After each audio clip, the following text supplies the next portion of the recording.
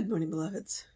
We went to the park this morning, and there was a Memorial Day soccer tournament happening in the park. So the squirrels were not out to play. The blue jays were not out to play. We saw nary a woodpecker. We did see a couple of blue jays. And then we actually ducked into, there's a veterinarian clinic hospital that is adjacent to the park, and there's a small dog park. So there's a little bridge, and then there's a lake that you can walk around. So we went and walked that too, the park was loud today. So it's like, we walked that, and then I was like, we're going to walk this so that when we get back to the parking lot, we can just go home. It's like, it's one of those things where I was like, it's too peoply out here. I want to go home. Some days I'm really an introvert. And today was it. So, yeah. And we have a one-word title today. So that should be interesting. The one-word titles are like, okay. And we have an interesting author today. So it is May 27th. Our title is Wisdom. And our author is Cora Dedrick Filmore. And this is from Christ Enthroned in Man from 1937. So obviously this is from Unity because the Filmores. All right. So wisdom. When a person is faced with vital issues, when they are reduced to their own loneliness and failure, then only will they see that the wisdom and judgment of God alone can save the day. And then only are they likely to become very meek and humble and seek earnestly for the inner light. Every soul has free access to the source of wisdom within. As we approach the divine source with wisdom and begin to realize our oneness with it, we find that we are evolving a higher intelligence than that of the intellect alone, and that we are moving towards a greater science, the science of intuition and wisdom working together through the mind. We find ourselves touched and moved by the more primal energies and principles of being. These may be called pure ideas, and such ideas express themselves through the mind in the form of clear words and thoughts. Divine wisdom, divine judgment has in itself the essence of profound goodness. When we really live deep in relation to divine wisdom, we shall have much greater power to combine words and actions effectively, and so manifest greater wholeness and perfection in mind and body. In all wisdom, humanity must consciously control and work their body. In fact, they must not only consciously, but subconsciously be in command of their body. This ability to attain through continuous care and wise development of the 12 spiritual faculties. Okay, the 12 spiritual faculties sounds like an Emma Curtis Hopkins thing. So if you're curious about that, I would suggest looking in Emma. One of the things that when I started to read it, and I'll go back in just a minute, but one of the things that kind of jumped out at me was they were talking about how we have a tendency to leave it until, basically we have a tendency to leave spirituality until we hit rock bottom as adults. And the reason why I say as adults, so I joined the Philosophy Friday group, and it's the conversations are incredible. And we've talked about the difference between wisdom and intention. And so when we were having that conversation last night, that's what we were trying to talk about. We were talking about intention, and I was trying to get to ego getting out of the way, and I couldn't quite get it. Thankfully, somebody else, made that leap about ego getting out of the way. And that's just it. As adults, we have fully formed egos, and our egos can get in the way of that divine wisdom and that divine intellect, because ego doesn't want to let go of the reins. And that's the truth. Is one of the things that Science of Mind teaches is that ego should be in the passenger seat, if not in the back seat, never in the driver's seat. Okay. And I think that's what she was getting to, where she was talking about not only consciously, but subconsciously. We want to ingrain this so deeply into our workingness, our beingness, that, that it's not only conscious, but subconscious.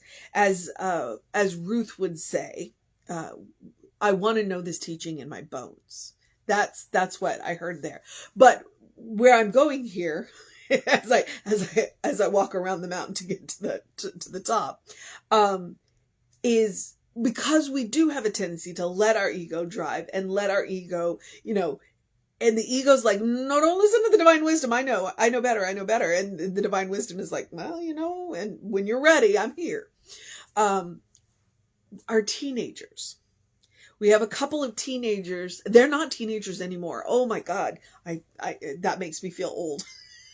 They're not teenagers anymore because one of them just got married and the other one's graduating. Like, they're in their 20s, these kids. But because they were raised in science of mind, they were raised with these principles. They don't leave it to the last minute. I'm not sure. I can't say that they start here, but when I had conversations with them growing up, they were already connected to that divine intellect, that divine wisdom. Even though they didn't have, because what I like to say is that wisdom is knowledge plus experience. Well, they didn't have the experience. They had the knowledge, but they didn't necessarily have the experience that connected them, to what I would define as wisdom. But they had been raised in science of mind. They had that knowledge and they had the experience in science of mind to connect to that divine wisdom. Would that we all be so lucky? I feel grateful and lucky that I came to science of mind in my 30s. I've been there. I'm coming up on 20 years in science of mind, and I'm glad that I found it in my 30s. So it's been really interesting and working on it consciously. Am I to the point of being both conscious and subconscious? Sometimes. Not always. And one of the strengths of the willingness of letting my ego get out of the way, and connecting to that divine intellect and that divine wisdom, is that I can open my mouth and just let the words come out and know that they're gonna be good. It's like, because I'm trusting that divine intellect to speak through me. Do I think I speak for God? No. I'm not, I'm not the Pope. I'm not even sure the Pope is the Pope, because they finally had to say, not everything that comes out of the Pope's mouth is, he's not the mouthpiece for God. He's only the mouthpiece for God when he's sitting in the chair. But I've heard him say some things in that chair that I'm like, I don't agree with you. I don't, so. But I believe that when I am speaking in that I am when I'm not necessarily choosing my words. I've chosen the topic, but I'm not necessarily choosing the words. It's because I am connected to the divine intellect and that I am letting that manifest through me. That's what I'm letting my ego get out of the way. I'm trying not to get too, worried about what it is that I'm saying, so that I say what needs to be said, if that makes sense. And then now that I'm saying it, my ego's going, wait. I'm not so sure about this. But I've been doing it for 3 years, so, but that's what it occurred to me. It's like how lucky those kids are. I can call them kids, I'm old enough to be their mother, to have been raised in this so that they don't have to leave it until they hit rock bottom. It's like they've already got that connection. And so what it is hopefully that the material world won't get in their way, and I don't think they will.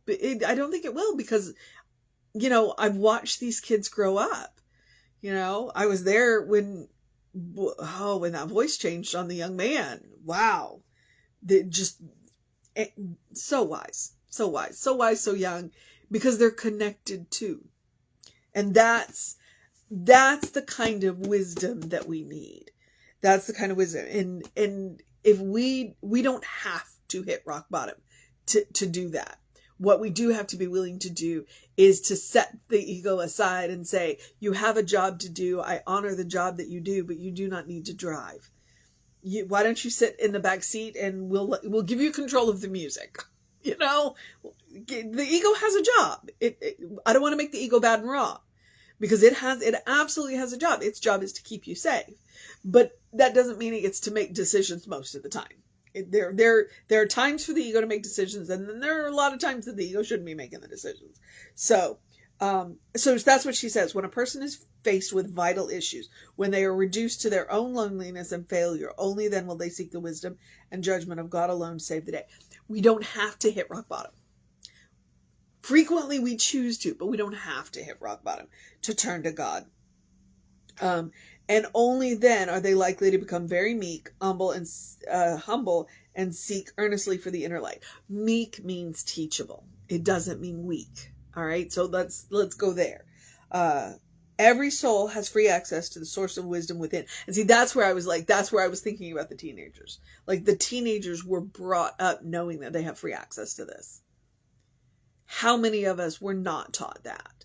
We discover that later in life. So, as we approach the divine source of wisdom and begin to realize our oneness with it, we find that we are evolving a higher intelligence than that intellect alone. All right?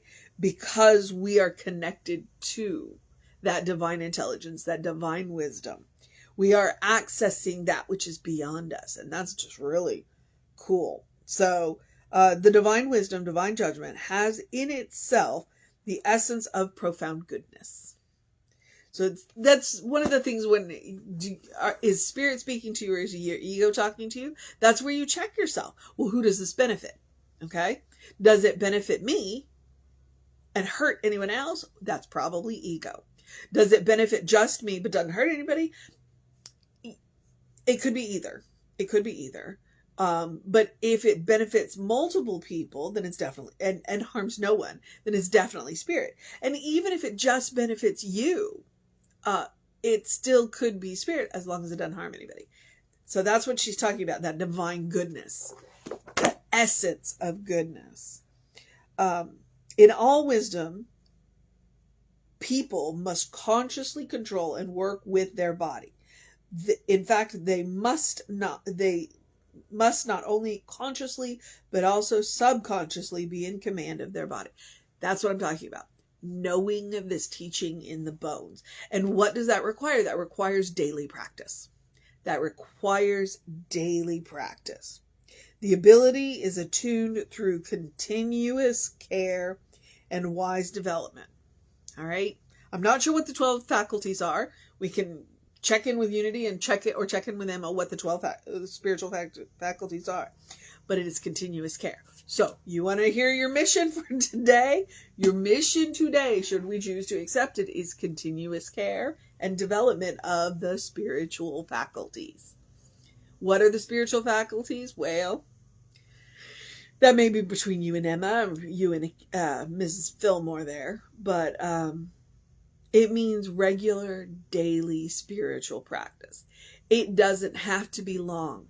It just needs to be every day. And what that means is that you are taking time for yourself. You are making time for yourself. You are making time to make a conscious connection with the source of your own being. That's the mission. Okay? And it's the mission every day. And that's what I talk about. I hear a lawnmower coming, so I may need to wrap this up quick. That's what I'm talking about so I gave you a mission, and then the second one is the daily practice of the spiritual principle of self-care. Well, I believe self-care is one of those spiritual faculties. It is absolutely one of those faculties where you are doing something loving for yourself, doing something kind for yourself, doing something compassionate for yourself. You are taking care of yourself. That's what we talk about continuous care. Okay? We want to know this teaching in our bones. It does include taking care of the material and spiritual bodies. All right? Both of them. So take the walk, take the deep breath, take the nap. Because it's Saturday, you better believe I'm going to have at least one nap. Maybe more than one. We'll see. Because I got a 3-day weekend. It's Memorial Day weekend. And we can get all kinds of weird about that with Memorial Day, it being the weekend to honor our fallen veterans, the people in uniform who didn't come back. That's what Memorial Day is. And so absolutely self-care is a good for that, And sometimes self-care looks like, I remember the Boy Scouts would do projects where they would go out to, when we lived in Georgia, they would go out to veterans, to military graveyards. I hesitate to use that word, and yet that's the word. And they would put flags and wreaths on the gravestones, for soldiers. That also looks like self-care, because self-care is not just, sometimes self-care looks like feeding the soul. It looks like feeding the mind. So it looks like reading stuff like this, and it looks like going and cleaning up graveyards and putting flags on graves and taking deep breaths before we speak. And it looks like eating dessert first.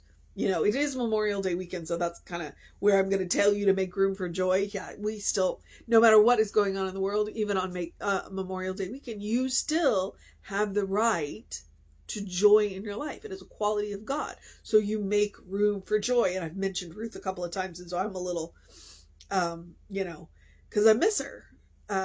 But I know where she is. She's right here all the time, and everywhere else. So make room for joy. Your life is a special occasion. Do this every day. Continuous care. All right. I'm also going to remind you to do something to engage your mind and your body. I'm going to encourage you to drink plenty of water. I will even I brought my water with me. So drink plenty of water. Your brain works better when it's hydrated. Go get that early in your day bright light. I did today. We went to the park and it was wonderful because I took 2 rest days in a row just because I didn't know what my work situation was going to be. And that's what I'm talking about continuous care. I took 2 rest days in a row because I didn't know what my work situation was. And I am responsible for this body. Taking care of your mental body is also spiritual care. So, and I'm talking about the circadian rhythm, early in your day, bright light, that helps to reset your hormone cycle. Circadian rhythm, you can look it up, it starts with C. Or is it C? C is for cookie? I'm sorry, I just turned into Cookie Monster right there. I will enjoy the moment unless the moment is unpleasant, and if the moment is unpleasant, then I will have a cookie. All right, I'm losing my mind. Take care of yourself. That early in the day bright light will help to reset that hormone. You'll have more energy during the day. You'll sleep better at night. All right, so let me leap forward into reminding you that to open the windows of your soul. Allow the breath of heaven to remind you do live in heaven right here, right now. It's all around us all the time. A little piece of heaven for me is to go to the park and to toss peanuts to squirrels and blue jays. But that's where I remind you that heaven is a mindset. It is a conscious state of mind. Okay. It is a consciousness. And the good news is, Jesus said the kingdom of God is within you. Well, we come pre-installed with that Christ consciousness. And if you think about it like software, because I do, my mom's an engineer, the access to it, the password to access that Christ consciousness, to access that kingdom of God within you is love. All right.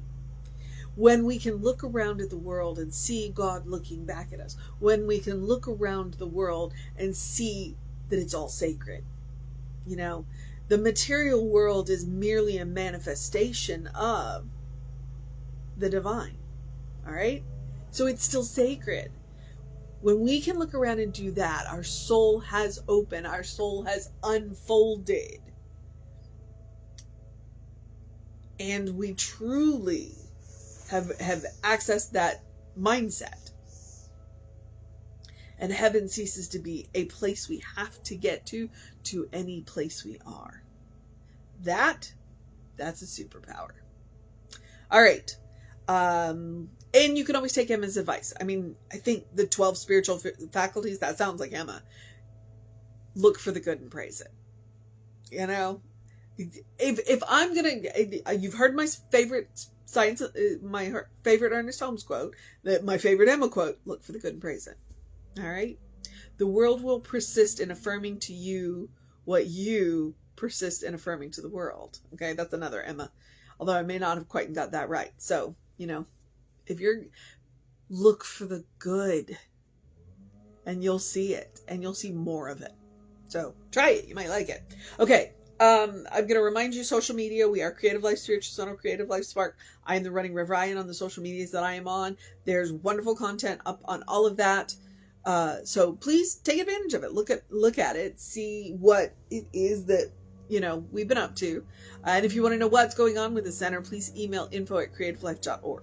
That'll get you on the constant contact. And those hot links are hot. And moving forward. You've got the email. The hot links are hot. If it says click here now, it'll take you right to the information you want or the person that can help you get it.